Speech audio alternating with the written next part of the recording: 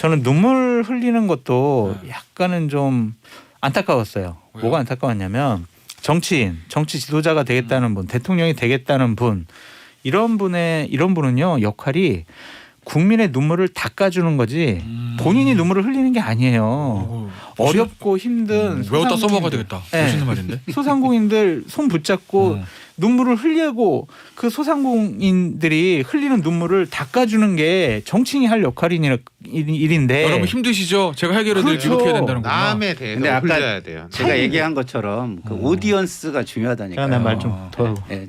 그런데 지금은 저 억울하고 힘들어요. 그래서 본인 얘기 때문에 눈물을 흘렸잖아요. 그러니까 보는 사람들이 감동이 덜한 거예요. 옛날에 김대중의 눈물, 노무현의 눈물에 많은 국민들이 감동을 얻었던 것은 이분들이 타인을 대상화해서 본인이 눈물을 흘린 거거든요. 이거는 자기 때문에 눈물 흘린 거는 감동이 없어요. 그래서 이것도 좀 실패하지 않았을까라는 생각이 듭니다. 김태현의 정치쇼. 그것이 알고 싶다의 김상중하입니다. 정치권에서는 왜 선거 때마다 586 용태론이 나오는 걸까요? 거기에 왜 지금 또 용태론이 나오는 걸까요? 그것이 저는 문득 궁금한 것입니다. 큰 의미 없죠. 선거의 단골 메뉴일 뿐이다. 이래 저는 생각합니다. 2015년 때인가요? 새정치민주연합 30대 이동학 혁신위원이 이인영 의원 같은 이 86그룹에게 공개 편지를 맞섰습니다. 험지 출마를 요구했었는데 받아들여지지 않았다. 이렇게 알고 있습니다. 또 2020년 21대 총선에서 이루어진 공천 물갈이도 86그룹 교체로 이어지진 않았다. 이 팩트를 전해드립니다. 그 MB님의 팩트를 유심히 제가 잘 들어봤는데요. 민주당은 혁신의 반성이라도 있지만 국민의힘은 어땠어요?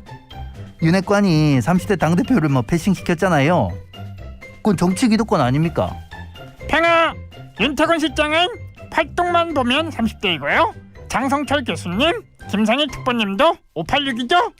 딱 봐도 586이신데 동료들의 용태론 어떻게 보십니까? 문자가 폭발하고 있는데 저 타짜 우리 분들 세 분 소개드리기 한 문자만 소개드릴게요. 김창윤님 건의 있습니다. 왜 김상회 특보님 등만 보여주시나요? 잘생긴 얼굴 좀 보여주세요. 왜냐고요? 나중에 들어왔거든.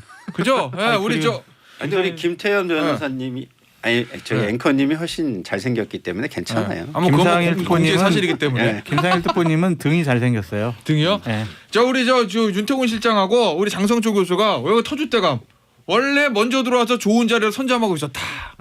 역시 위치 선정이 중요하다. 이런 거죠. 우리 김상일 특보는 나중에 들어오셨기 때문에. 근데 만약에 저희가 네. 그 이재명 후보가 당선이 되면 자리를 바꾸겠습니다. 앵커 자리로. 여기 장성철 교수하고 자리를 바꾸겠다. 이렇게 이건 제가 공약이에요. 저는 이제 감사합니다. 집권 초에는 허니문 기간이기 때문에 이 당선되면 김상일 특보 왼쪽으로 오는 거고 장성철 교수 아마 스튜디오 밖으로 갈 수도 있다. 이런 겁니다. 저희가 2배, 3배 열심히 뛰겠습니다. 자, 우리 인사를 안 드렸네. 김태현의 정치쇼 최고의 시그널 코너 탑 오브 탑. 여의도 타짜 세 분 모셨어요. 윤태권 더모아 정치분석실장, 장성철 대구가톨대 팀 교수, 김상일 민주당 선대 언론특보 나오셨습니다. 안녕하세요. 안녕하세요. 얘기를 5분이나 했는데 그러네. 지금 인사를 했어요. 네. 우리 정치조 셀럽들의 얘기부터 들으셨는데 어제 역시 정치권의 제일 뜨거웠던 뉴스는 송영길 대표의 깜짝 기자회견이에요. 기자회견 한다는 얘기가 오전에 방송 중에 들어왔거든요. 네. 발표는 11시에 나왔고 네. 뭘 할까 궁금했는데 일단 세 분의 총평부터 들어볼게요. 결론은 나는 차기 총선 불출마할 거야. 그리고 이번에 전력 재보선 지역 5군데 특히 종로를 포함해서 우리 무공천할 거야. 요겁니다. 윤미향 의원이랑 이상직 의원 제명한다는 얘기도 있긴 있었지만 일단 평가부터 들어보죠. 김상일 특보가 먼저 하시겠어요? 장성철 교수 먼저. 일단은 상당히 의외였고 의외였다. 상당히 좀 파격적이었고 그리고 개인적으로는 약간 감동, 약간 짜릿했다 이런 생각이 좀 들어요. 왜냐하면 정치인들이 아무리 이렇게 절박하다 그래도 자기의 이해관계를 내놓기가 그렇게 쉽지 않거든요. 사실은 저는 이제 예전에 이제 그 정동영 대통령 후보 당시에 후보 당시가 아니군요. 당 대표 당시에 그 노무현 그 대통령이 당선된 후에 총선 분위기가 너무 좋아가지고 이렇게 막 선거가 잘 진행되다가 노인 폐마 발언이라는 거 있었어요. 마지막에. 네, 그때 그 정동영 당시 그 대표가 당의 이제 당 의장이 당시에 이제 의원직을 내놓느냐 대표직을 내놓느냐 이게 굉장히 고민이 많았다. 근데 당 대표직을 내놓으려고 굉장히 그랬어요. 근데 그거는 왜 그런 거냐면 그 배지를 유지하고 있으면은 기회의 요인이 더 있거든요. 네? 당장 그래도. 근데 그 청와대의 반대로 의원직을 내놓고 당대표직을 못 내놨단 말이에요. 그래서 그 이후로 낭인으로서 굉장히 사실은 그 정동영 의장이 고생을 많이 했죠. 근데 송영길 대표도 사실은 이게 굉장히 큰 일입니다. 작은 게 아니에요. 정치권을 좀 아는 사람한테는 굉장히 큰 일을 한 것이다. 이런 생각이 들고 지금 보시면 알겠지만 대선이 이게 윤석열 후보가 인기가 높아가지고 그 지금 국힘 후보가 지금 국민의힘 후보가 높은 지지율을 가지고 있는 게 아니거든요. 정권 교체에 그 열망이 높아서 지금 그런 거 아닙니까? 좀 그런 부분에 있어서는 지금 여당이 왜 이렇게 됐을까 반성을 하고 그다음에 정권 재창출에 대한 절박함을 좀 보여줘야 되는데 그러려면은 그렇다는 걸 국민들한테 어떻게 보여줘요? 증거를 보여줘야 되죠. 증거. 근데 그 증거는 책임지는 모습으로부터 시작되는 거고 송영길 대표가 책임지는 모습을 일단은 보여줬다. 저는 이렇게 평가를 하고요.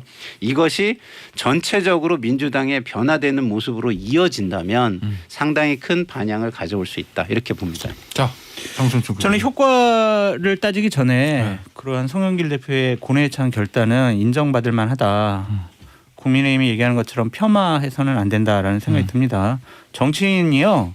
내 지역에 다음에 총선 출마 안 할게요. 이거는요. 거의 정계 은퇴 선언이랑 똑같은 거예요. 이 부분은 인정을 해줘야 한다라는 생각이 드는데 안타까운 건 진즉하시지라는 생각이 들어요. 밀려서 하는 것 같다. 네, 상황이 안 작년 좋으니까. 12월 말 올해 1월 초까지만 해도 이재명 후보 민주당 분위기 좋았잖아요. 그때 비우고 버리는 모습을 보였으면 이러한 모습 보였으면 훨씬 더 좀 지지율이 안정적이거나 올라가거나 그래 민주당이 좀 다시 깨닫고 있구나 국민들이 재평가했을 텐데 그때가 승부처였다는 거고. 네, 지금은 좀 너무 밀려서 해서 뭐 진정성이 없는 거 아니야라는 비판 받을 수 있어요. 그리고 이러한 부분들이 결국에는 국민의힘에 공을 넘기게 됐다라고까지만 말씀드립니다. 윤태곤 실장. 지금 이제 말하자면 패키지잖아요. 이른바 7인회 그 의원들이 임명직을 맞지 않겠다 선언하고 송영길 대표 이제 불출마 선언하고 그다음 이제 무공천 뭐 세계 지역 무공천 선언하고 뭐 86 용태 이런 이야기까지 나오는데 첫 번째 제가 이야기하고 싶은 거는 조금 구조적인 건데 우리 방송 계속 들으신 분들은 기억할 텐데 제가 그 국민의힘에서 이준석 대표가 되고 이런 과정에서 그런 말씀 드렸어요.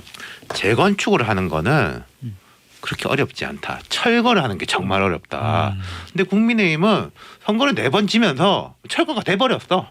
그럼 거기다가 이제 뭐 아파트를 짓든지 뭐 이제 한옥을 짓든지 그러니까 이준석 바람도 불고 윤석열이라는 신인도 들어오고 그런 거 아닙니까? 뭐 잘 짓든 못 짓든 간에 철거가 돼버렸기 때문에.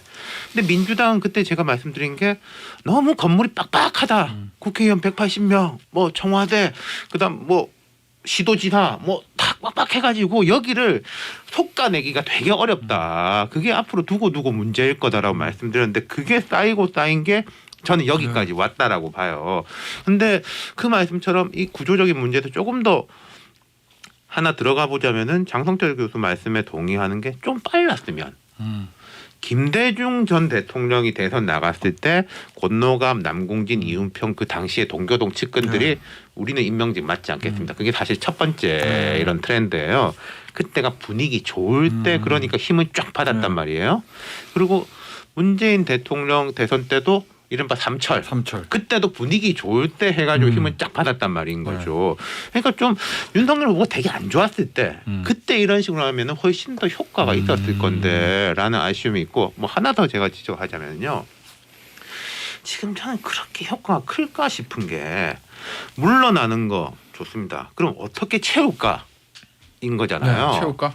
자, 옛날에 이제 그 DJ 때 동교동 이렇게 물러나고 빠지는 자리에는 남원정이라는 남원정이 아니죠. 천신정이라는 그 당시에 네. 쇄신파 네. 40대 초반의 젊은 엘리트 그룹들이 쫙 밀고 들어오고 아마 정치권의 젊은 피 수혈이라는 용어가 처음 등장해 그때 아닌가 그렇죠. 싶어요. 문재인 대통령 때 삼철이 이렇게 빠진다고 하니까 그때 문재인발 인재 영입 케이스들이 있었지 네. 않습니까? 조응천, 뭐 양향자, 아, 고민정 그 네. 당시에 그 신선한 당시에. 그룹들이 네. 새 얼굴로 보이고. 근데 지금 이제 송 대표하고 586이 빠지면 그 민주당의 그런 준비된 새 흐름이 있느냐? 김남국, 김용민 이런 의원들이 이제 주요 당직도 있고 활동 폭이 넓은데. 오히려 그분들이 좀 더 강성 지지층 느낌이란 말이에요. 86이 약간 더 중도적 느낌이고 네, 그런 오히려. 부분에 어려움이 네. 있어 보여요. 자, 근데 역시 다 인정하는데 네, 다 인정하는데. 네, 다 인정하는데 정치권에서 가장 인기 있는 라면이 햇더라면이에요. 햇더라면. 그렇죠. 이거 햇더라면. 그 늦었어도 하는 게 굉장히 중요하다. 그건 인정해줘야 된다. 이런 맞죠. 안 생각 하는 것보다 들고요. 하는 게 좋죠. 인정만 해드릴게. 네, 네. 인정해- 일단 어제 송 대표가 했던 얘기 중에서 두 가지만 나눠서 볼게요. 문자부터 소개해드릴까? 5554님. 부정적인 분입니다. 이분은 180석 가지고 집권 내내 잘못의 기준도 안 바꾸고 사과 한 번 없이 뻣뻣하시더니 선거는 선거인가 봅니다. 굉장히 냉소적인 반응이시고 8642님 이분은 긍정적으로 칭찬해주고 있어요. 송 대표의 결단 쇄신의 마중물이 되길 바랍니다. 뭐 유권자들마다 평가는 역시 달라질 수밖에 없는데 그거 나왔으니까 386 용퇴 여기 5030님은 이런 질문 하셨네. 86 용퇴? 이게 뜻이 뭐죠? 알려주세요 하셨는데 일단 뭐 586 의원들이 차기 총선 불출마하든지 뭐 이렇게 해가지고 자리에서 빠지라 뭐 이런 의미인 거잖아요. 그렇죠.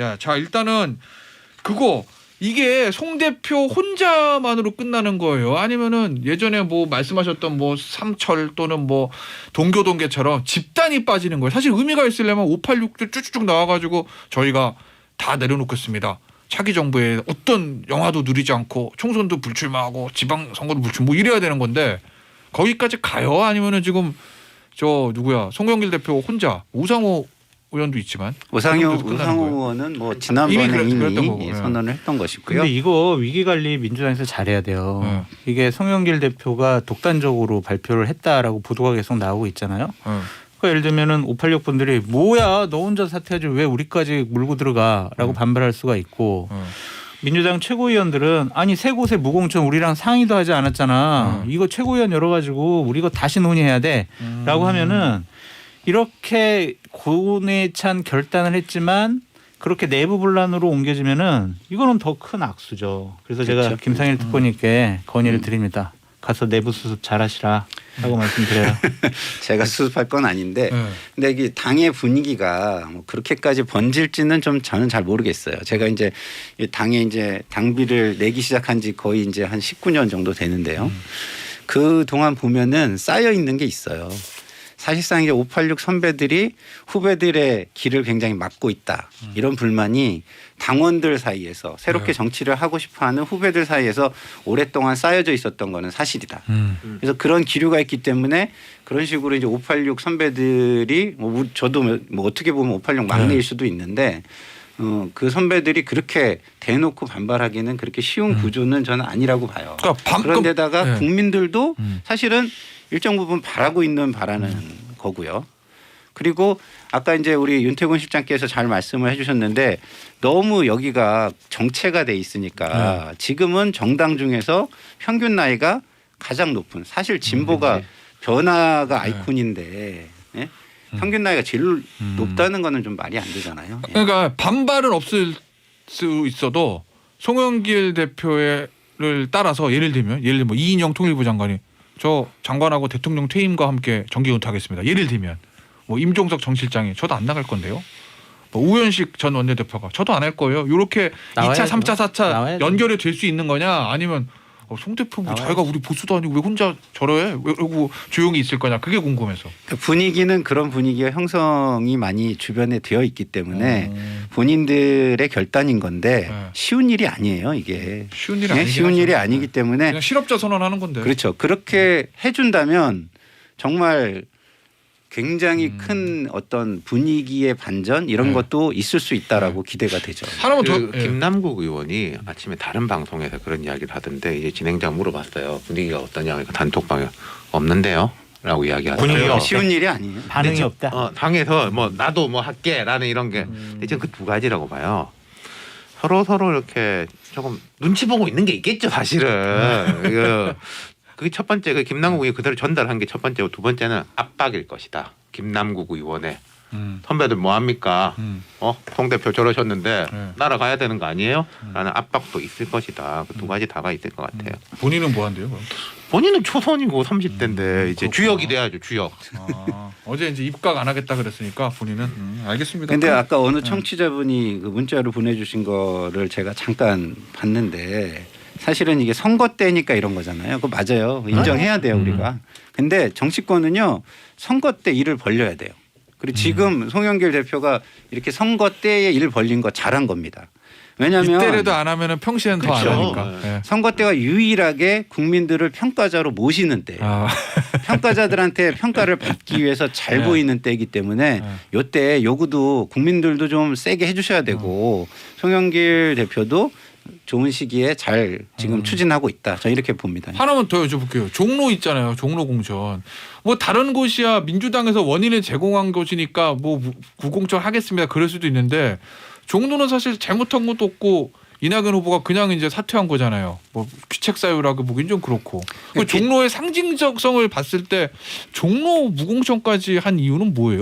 저는 이게 무공천의 어떤 효과를 키우기 위해서 할 수 있는 데를 다 이렇게 끌어 모아서 한 거 아닌가 이렇게 저는 기본적으로 생각을 하고 있어요. 왜냐하면 뭐 종로가 거기 들어가면 더 이렇게 느낌이 있잖아요. 무공천 한다라는 그런 느낌. 그래서 어떤 그런 효과를 느낌의 효과를 키우기 위해서 한 거 아닌가 이렇게 좀 봅니다. 자, 장 교수. 그러면 저 5곳 무공천하고 586 용태론 요 어떤 카드를 꺼낸 거잖아요. 네. 국민의힘은 이걸 어떻게 받아야 될까요? 국민의힘은 기본적으로 김재원 의원이 상징적인 사람이 될 것 같다는 생각이 듭니다. 지금 본인이 최고위원인데 지금 사감을 좀 배제하시고. 아니 사감 없어요. 사감 그러니까 없어요? 이건 네. 국민의힘의 최고위원인데 대선 승리의 선봉장이 돼야 하거든요. 근데 가장 국민의힘의 좋은 텃밭인 대구의 최고위원이 본인 지역구도 아닌데 예비후보로 등록했어요. 이거는 본인 욕심 챙긴다라는 거죠. 윤석열 후보는 계속 얘기하잖아요. 2030 청년 세대들의 말을 많이 듣겠다. 우리 내각이나 뭐 윤석열 정부에는 청년 세대 많이 넣겠다라고 했잖아요. 당부터 바뀌어야죠. 가장 좋은 곳에 청년들을 배치함으로써 당이 변화하고 미래를 준비하고 있습니다라는 이미지를 줘야 대선에 도움이 되지.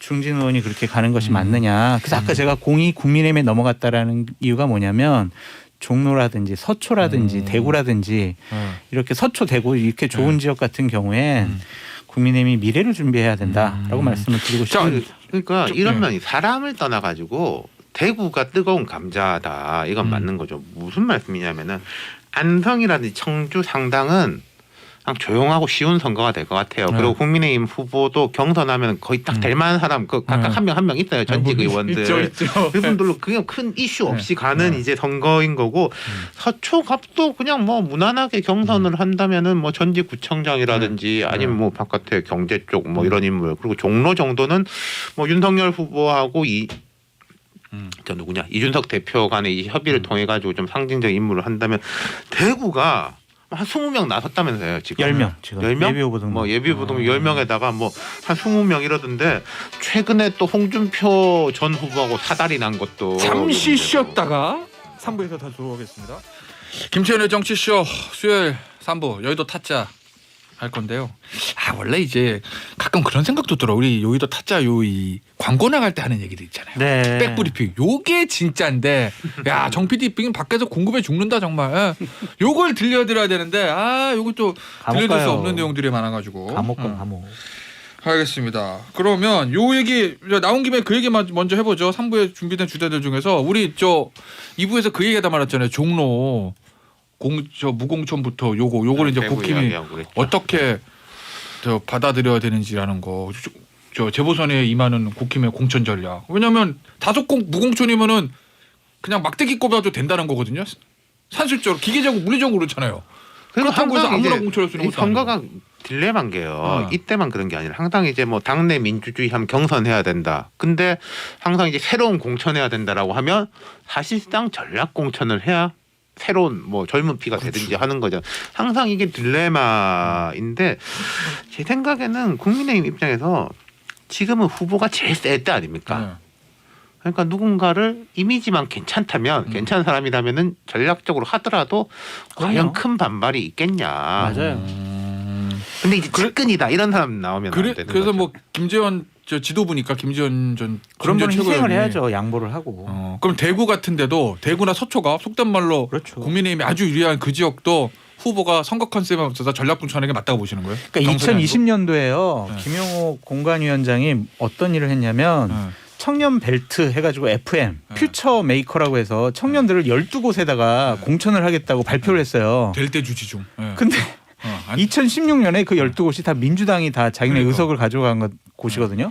험지와 사지로 청년들을 몰아낸 거예요. 하려면 뭐 서초의 강남갑 이런 데 해. 그렇죠. 그러니까 이번에 아주 좋은 기회라는 거예요. 국민의힘의 미래 정치인들을 키울 수 있는 가장 좋은 기회다. 그들에게 기회를 줘야 된다라고 저는 계속 말씀드리고 있습니다. 근데 국민의힘의 지금 주요 정치인들은 송영길 대표의 이런 결단을 좀 깎아내리려고 안간힘을 쓰잖아요. 근데 저는 그 이유가 뭐냐면 그 대상이 자기들이 될까 봐 그렇죠. 불안한 게 하나 있는 거고 그다음에 열등감도 좀 있는 거예요. 그러니까 분명히 그런 얘기도 있을 수 우리는 있겠구나. 못하는 거니까. 만약에 민주당에서 저 송영길 대표 이후로 다른 586 거물 정치인들 나도 안 할게 몇 명을 더 나온다면 그렇죠. 그러면 시선이 국민의힘의 중진 의원들은 그렇죠. 댁들은 예를 들면 소위 말하는 윤핵관들은 어떻게 하실 건데요? 이게 나올 수도 있잖아요. 100% 나오고요. 일단은 지도부들은 이번에 대선을 올인하는 게 맞지 자기 욕심 챙기는 건 맞지 않다라는 생각이 거듭 저는 있습니다. 공이 그 국민의힘으로 올 수밖에 없어요. 민주당이 만약 송영길 대표로부터 이게 딱 끊어지면은 국민의힘으로 공이 안 와요. 근데 하지만 계속 후속 조치들이 되면은 국민의힘 어떻게 할 거예요? 라는 것은 당연히 여론과 그렇죠. 국민의 관심을 받을 수밖에 없다.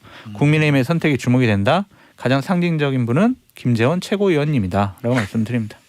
아니 거기 제가 알기로는 거기 다른 최고위원도 다른 지역구 예비후보 등록은 했는지 안 모르겠지만 했어요, 당협위원장 신청을 했던 걸로 알고 있는데 김재원 최고위원만 가지고 그래요. 그러니까 정미경 최고가 서초에 지금 관심이 있다고 하는데 아직 예비후보 등록은 안 했고 예전 당협위원장 공모는 했었어요. 그러니까 그분들 선택을 주목해 봐야죠.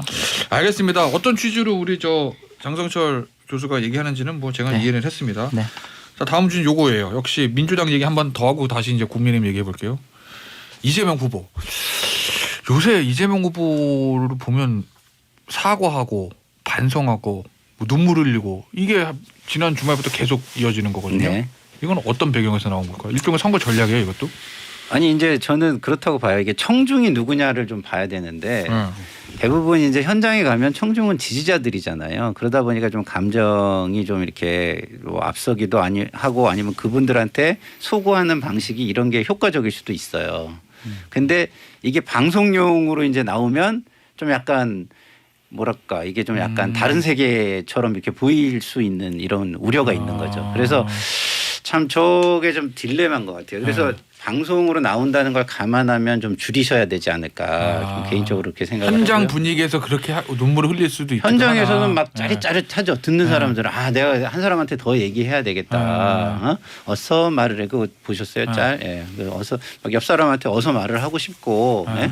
그런 게 있는데 그거를 이제 다른 방송으로 보는 이제 뭐 중간지대 분들이나 아니면 현장에 없었던 분들이 보면 아유 왜 울까 뭐 이런 생각도 할 수 있잖아요. 근데 약간 최근 한 며칠 일주일 상간 보면 조금 불안정해 보인다. 이재명 후보가 좋을 때는요. 나 바뀌었습니다. 차분하고 이렇게 부드럽게 이야기할 때가 좋았었어요. 근데 막 본인은 이제 격정이겠지만은 그 격정이 올라올 때는 과거에 이게 성남시장 시절에 이재명 언더독일 때 이재명이 모르겠는데 지금 여당 대선 후보로서는 약간 안 맞는 면이 있는데 너무 감정적이라는 지금 약간 또 그런 면 그리고 특히 이번에 안 좋았던 워딩은 그거였죠. 뭐 정권 바뀌면 없는 죄도 만들어가지고 뭐 감옥 간다. 그랬다고 또 이제 그 내 이야기 아니다. 그랬다. 그런 건 되게 안 좋아 보여요. 좀 평정심을 찾으셔라. 그 조언을 드리고 싶어요. 나 그 얘기는 좀 여쭤보려고 김상훈 후보 괴로우실 수도 있지만 대선에서 지면 없는 죄로 감옥 갈 것 같다. 요거 얘기에 대해서 좀 이것저것 말들이 많았는데 네. 내 얘기 검찰공화국의 우려를 표현하는 것이다. 뭐 요건 이해하겠어요. 네. 제 얘기는 아니었다.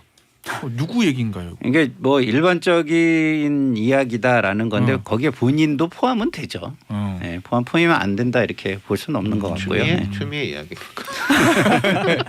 아무래도 이제 네. 검찰공화국이 만들어지고 검사 세계를 가장 잘 아는 사람이 그 정권을 잡으면 그 조직을 가장 잘 활용할 수 있다. 이런 우려는 있을 수 있어요. 왜냐하면 과거에 우리가 뭐 노동계를 뭐 막 존중을 해가지고 노동을 잘하는 정치인을 이렇게 뽑아 놓으면 노동을 너무 잘 아니까 그걸 이용해가지고 노동계를 교묘하게 탄압하거나 이렇게 누르는 경우가 상당히 좀 있었거든요. 그래서 그런 우려는 확실히 있어 보이고요. 근데 이제 이재명 후보가 이렇게 얘기할 때는 본인도 포함된 거라고 저는 봐요. 그것도 저는 지금 검찰 이슈가 현재 여권에서 유리한 이슈인가? 강성 지지층들 말고는 뭐 예컨대 지금 뭐 공수처 잘하고 있냐? 그럼 윤석열하고 이렇게 나간 다음에 검찰들 잘하고 있냐? 라는 데 대해서는 되게 보통 부정적이지 않아요? 근데 이제 뭐 중단 없는 검찰 개혁 약간 이런 느낌인 건데 전 그게 여권이 별로 좋은 이슈가 아니라고 생각해요. 그래서 저 원래 윤석열 후보가 즉흥적인 연설을 하거나 말씀하실 때 말실수를 좀 많이 하셨는데 최근에는 되게 안정적으로 관리가 되고 있는 것 같아요. 근데 이재명 후보가 지금 일정부터가 좀 문제인데 일정요? 네, 메타버스를 타고 다니면서 지금 포인트별로 지역을 방문해서 즉석 유세 연설을 많이 하잖아요. 공식 선거운동 때 하는 비슷한 포맷이죠. 네. 물론 마이크는 안 잡고 그냥 이렇게 육성으로 하는데 거기서 지금 많은 부적절한 말들이 나오고 있어요. 말실수 같은.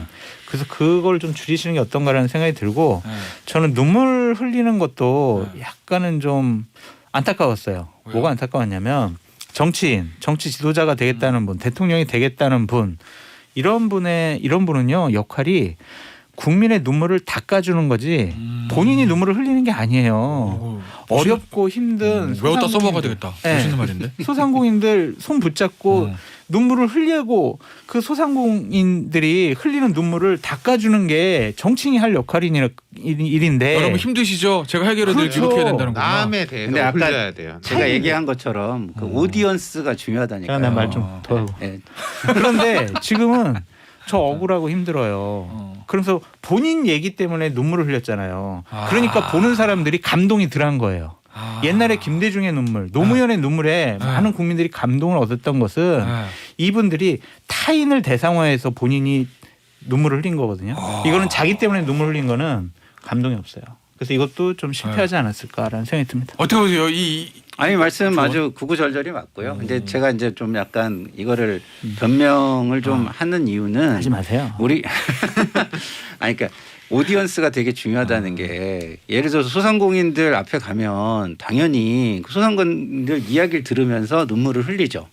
그리고 시장에 가서 어머니 같은 그 할머님이 장사하시는 데 가서 사실은 눈물을 흘렸거든요. 그렇게 돼요. 근데 이제 지금 이 지지자들 앞에 자꾸 서가지고 말을 이렇게 격정적으로 하는 거는 조금 아까 말한 대로 조급해 보일 수 있는 부분을 좀 걷어낼 필요는 있겠다. 저도 이렇게 생각합니다. 눈물을 닦아주는 정치인의 모습을 보고 싶습니다. 자, 이제 민주당 얘기 여기서 마무리하고 국민의힘 얘기할 건데 뭐 오늘 민주당에서 뭐 용태론 나오고 뭐 눈물 나오고 반성 나오는 것 자체가 지금 선거 분위기가 민주당에 그리 좋지 못하다는 걸 나타내는 건데 뭐 상대적으로 국민의힘은 어찌됐건 간에 분위기는 괜찮은 거잖아요. 그렇지만 역시 국민의힘에도 여러 가지 뭐 혹시 오를 불안 요소들이 있다고 가정을 하면 역시 제일 큰 거는 그래도 뭐 부인 문제 아니겠습니까? 그렇죠. 예, 뭐 세 분 다 그건 뭐 동의하실 것 같은데 이 김건희 씨 문제 있잖아요. 얼마 전에 MBC 녹취록 뭐 스트레이트 그 사태는 국민의힘 내부적으로 윤종국 씨한테 물어봐야 되겠다. 어떻게 평가하는 것 같아요? 야 그래도 걱정했는데 이 정도면 잘 선박이다. 그렇죠. 뭐 이거. 큰일 났다. 그러니까 7시가 또 무슨 말인지 자기들도 모르잖아요. 국민이 뭐 알겠어요. 대강 그때 이제 뭐 찌라시로 돌아다닌 그 6, 7줄 그거 들고 있었는데 두근두근 했는데 휴 이런 정도겠죠. 완전히 이제 그 맞을 준비를 하고 딱 카드를 올리고 있었는데 아유 이 정도면 감당할 만하네 이런 정도죠. 하지만 오버해서는 안 될 게 그러니까 일부 지지자들이라든지 뭐 20대라든지 여성층에서 김건희 씨의 새로운 면모를 발견했다라고 긍정적으로 이제 보는 건 분명히 있는데 그걸 가지고 또 이제 침소봉대해 가지고 와 이거 좋다라고 할 건 아니다. 당연하게 그 잘 모르는 기자하고 7시간 반 동안 뭐 별의별 시시콜콜한 이야기를 다 한 거는 그건 잘못된 거죠. 그 기본적으로 국민의힘은 그 인식 하에서 뭘 이제 일을 진행해야 된다고 봐요. 자, 그래서 지금 보니까 김건희 씨가 막 등판을 준비하고 있다. 뭐 오늘 아침에 뭐 한국일보는 그런 기사도 있었고, 뭐 저 포털 프로필에 사진하고 그다 다시 올린 거 보면 뭔가 준비하는 것 같은데 어떻습니까? 내부에서 좀 취재를 해봤는데 공식적인 선대본 차원에서의 검토는 없는 것 같아요. 그럼 뭐 공식적인 공토는 없으면 비공식적 검토 있다는 거예요? 네, 비공식적으로 김건희 씨 자체적으로 아니면 또 다른 그룹이 하는지는 모르겠지만 공식적으로는 자기네들이 어떻게 될지 모르겠다라는 얘기를 계속 하더라고요. 건들 수 없는 부분이라는 얘기를 해요. 근데 저는 활동을 하더라도 활동을 안 하는 게 상식적이지 않잖아요. 당연히 후보자 부인도 검증 받아야죠. 그런데 생중계하는 것은 상당히 위험스러워요. 그러니까 예를 들면 일정을 오픈해요. 오늘 2시에 김건희 씨가 어디 성북구에 양로원에 가서 뭐 빨래 뭐 봉사 활동을 합니다. 라고 공개를 하는 순간 이제 난리가 날 것 같아요. 예를 들면 서울의 소리라든지 열린공감 TV라든지 진보 좌파 쪽 유튜버들이 대거 몰려가지고 막 거의 아수라장 될 것 같아요. 그거는 상당히 위험이 많고 녹화 중계. 어제 여기 가서 이런 봉사활동했습니다라고 하는 게 맞는 것 같다라는 생각이 듭니다. 그건 관행대로 하면 돼요. 그 김혜경 씨 같은 경우에도 요즘 사찰 많이 다니지 않습니까? 무슨 내가 오늘 12시에 해임사 갑니다 이야기하고 가요?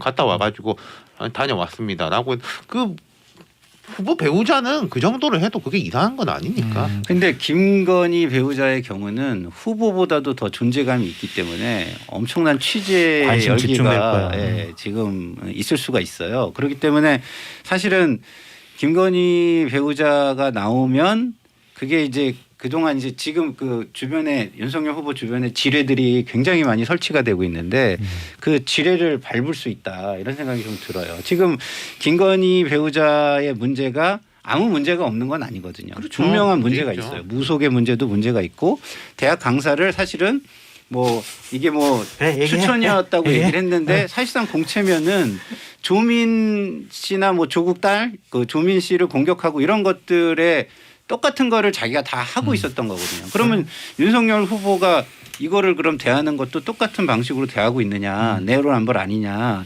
이런 것들이 언젠가는 터질 수 있는 요소로 주변의 지뢰로 존재하고 있는 거예요. 근데 김건희 배우자가 활동을 하다가 뭐 그거에 대한 질문을 후보한테 했다가 후보나 아니면 김건희 씨 둘 중에 하나가 이상한 말을 했다.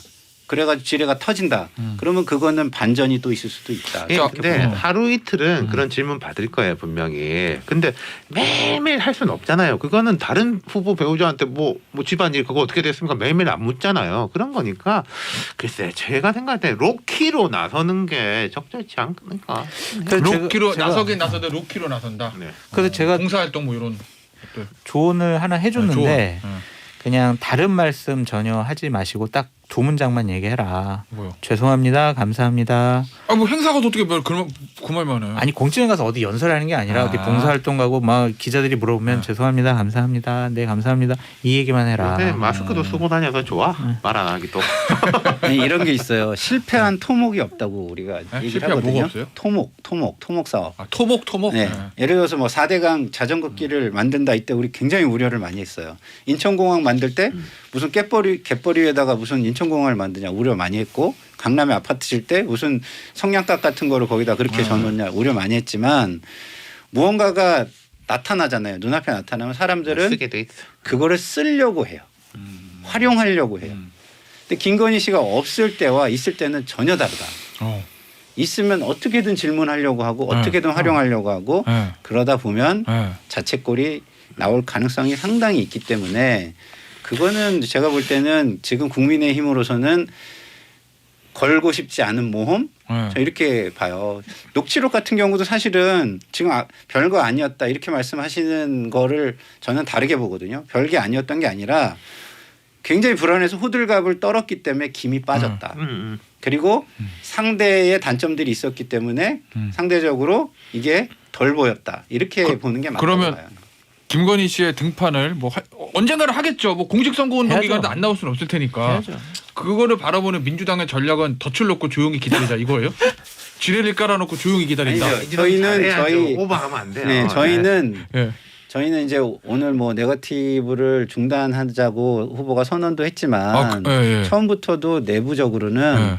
김건희 씨 거는 드라이하게 팩트를 네. 쌓아가는 식으로 가자라고 네. 많이 건의를 했었어요.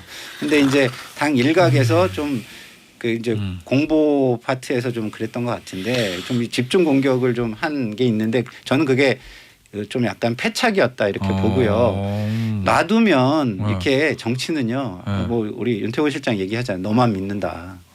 네? 일단은 너만 믿는다 이렇게 기조를 깔고 내가 잘할 수 있는 걸 안정적으로 또박또박 가는 게 가장 좋습니다. 근데 위기 관리가 뭔가. 국민의힘이 좀 잘 되고 있는 것 같고 제가 선대본에 여러 뭐 좀 중책을 맡고 있는 분들 분위기를 좀 알아봤는데 네. 상당히 좀 차분하다. 그래서 제가 되게 다행이라고 생각이 차분하다는 들어요. 게 그 김건희 씨 관련돼서. 아니요 여러 가지 이제 전반적으로? 선거 분위기와 관련해서도 상당히 흥분해 있지 않고 우리가 이겼으니까 뭐 이겼어 이런 생각 안 하고 차분하게 좀 위기 관리하는 게 권영세 본부장하고 김기현 원내대표 역할이 좀 큰 것 같아요. 그분들이 좀 다독이는 역할을 많이 하시더라고요. 그래서 좀 다행인 분위기다라고 말씀드립니다. 알겠습니다. 자 마지막으로 1분 정도 짧게 볼게요. 대통령 안 하려고 그랬는데 문재인 대통령 신년을 왜 취소한답니까? 김상현 특보. 글쎄요, 이제 아무래도 지금 과거하고는 좀 다르잖아요. 과거에는 연말에 대통령 선거가 있었고 새로운 대통령이 정해진 상태에서 뭐 모든 것이 이루어졌는데 지금은 선거의 열기를 앞둔 상황이라서 좀 하는 것이 여러 가지 좀 예측하기 어려운 논란이 있을 수도 있겠다. 이런 걸 좀 감안한 거 아닌가 이렇게 봅니다. 저는 되게 부정적입니다. 왜냐하면 이 앞에 순방 갔을 때 뭐라 그랬냐면 끝까지 한다. 뭐 사하라 이남도 가야 되고 마지막까지 한다라고 했다가 귀국하자마자 아유 뭐 오미크론이 급박하고 해가지고 안 한다. 아니 그 온라인으로 하는 방법도 있고 한데 기자회견을 하면은 뭐 그게 안 잡히고 안 하면은 잡히는 것도 아니고요. 지금 대통령이 마지막까지 어쨌든 뭐 매맞을 일이 있으면 매맞고 이해할 일이 있으면 이해하는 모습을 보여주시는 게 저는 도리라고 생각을 해요. 알겠습니다. 2부의 마지막 멘트도 윤태권, 3부의 마지막 멘트도 윤태권. 정치 여의도 타짜 시작할 때 문자는 김상일, 끝날 때도 김상일입니다. 한상일님, 오 같은 일이십니까? 외로운 상일님, 파이팅입니다 하셨어요. 요 파이팅. 문자 소개를 마지막으로 오늘 여의도 타짜 여기서 마무리하고 다음 주 설 연휴 때 뵐게요. 네, 설 연휴 때 대선 특집에 대선 특집. 네. 네. 자 장성철 교수, 김상일 특보, 윤태권 실장이었어요. 감사합니다. 네, 감사합니다. 새해 복 많이 받으세요.